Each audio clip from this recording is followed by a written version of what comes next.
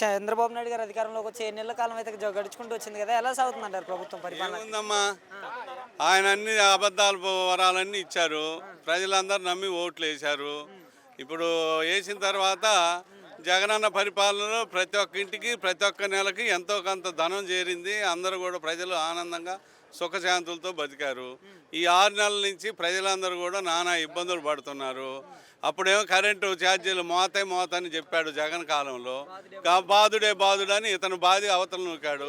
దాదాపు 15,000 కోట్ల రూపాయలు జనాల నెత్తిన మోపినటువంటి ముఖ్యమంత్రి 6 నెలల్లోనే జనాలపైన భారం మోపినటువంటి ముఖ్యమంత్రి చంద్రబాబు నాయుడు గారు.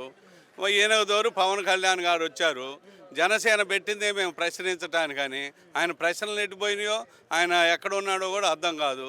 అదేమనంటే మీరు ఎందుకు పెంచారని చెప్పండి, మేము మాట్లాడాలి అంటాడు. పెంచేటప్పుడు నువ్వు ఉన్నావుగా ఉప ముఖ్యమంత్రిగా, నీకు సంబంధం లేకుండా పెంచేది ఏమి ఉండదు కదా, అప్పుడే ప్రశ్నించాలా?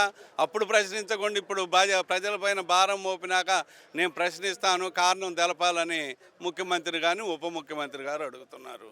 ఇంకా దానికంటే హీనమైనటువంటి ప్రభుత్వం ఇంకొకటి లేదు.